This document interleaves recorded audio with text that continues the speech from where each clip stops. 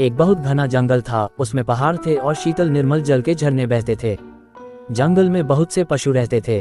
पर्वत की गुफा में एक शेर, शेरनी और इनके दो छोटे बच्चे रहते थे। शेर और शेरनी अपने बच्चों को बहुत प्यार करते थे। जब शेर के बच्चे अपने माँ बाप के साथ जंगल में निकलते तो उन्हें बहुत अच्छा लगता था, लेकिन शेर शेरनी अपने बच्चों को बहुत कम अपने साथ ले जाते थे। वे बच्चों को गुफा में छोड़कर वन में अपने भोजन की खोज में चले जाया करते थे। शेर और शेरनी अपने बच्चों को बार बार समझाते थे कि वे अकेले गुफा से बाहर भूलकर भी न निकलें, लेकिन बड़े बच्चे को ये बात अच्छी नहीं लगती थी। एक दिन शेर शेरनी जंगल में गए थे। बड़े बच्चे ने छोटे से कहा, चलो झरने से पानी पियाएं और वन में थोड़ा घूमें। हिरणों को डरा देना मुझे बहुत अच्छा लगता है। छोटे बच्चे ने कहा, पिताजी ने कहा है कि अकेले गुफा से मत निकलना, झरने के पास जाने को बहुत मना किया है। तुम ठहरो, पिताजी या माताजी को आने दो, हम उनके साथ जाकर पानी पी लेंगे। बड़े बच्चे ने कहा, मुझे प्यास लगी है, सब पशु तो हम लोगों से डरते ही हैं, फिर डरने की क्या बात है। छोटा बच्चा अकेला जाने को तैयार नहीं हुआ। उसने कहा, मैं तो माँ बाप की बात मानूंगा, मुझे अकेला जाने में डर लगता है।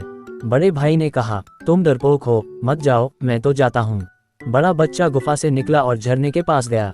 उसने पेट भर पानी पिया और तब हिरणों को ढकते हुए इधर उधर घूमने लगा। जंगल में उस दिन कुछ शिकारी आए हुए थे। शिकारियों ने दूर से शेर के बच्चे को अकेले घूमते देखा तो सोचा कि इसे पकड़कर किसी चिड़ियाघर में बेच देने से अच्छे रुपए मिलेंगे। शिकारियों ने शेर के बच्चे को चारों ओर से घेर लिया और एक साथ उस पर टूट पड़े। उन लोगों ने कंबल डालकर उस बच्चे को पकड़ लिया। बेचारा शेर का बच्चा क्या करता, वह अभी कुत्ते जितना बड़ा भी नहीं हुआ था। उसे कंबल में खूब लपेटकर उन लोगों ने रस्सियों से बांध दिया। वह न तो छटपटा सकता था न गुर्रा सकता था। शिकारियों ने इस बच्चे को एक चिड़ियाघर को बेच दिया।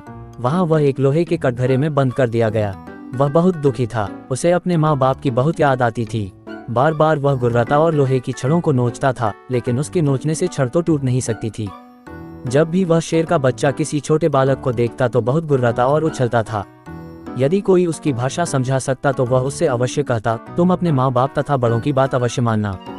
बड़ों की बात न मानने से पीछे पश्चाताप करना पड़ता है। मैं बड़ों की बात न मानने से ही यहाँ बंदी हुआ हूँ। सच है जे सठ निज अभिमान बस, सुन ही न गुरुजन बैन। जे जग मह नित लहहि दुख, कबहु न पावहि चैन।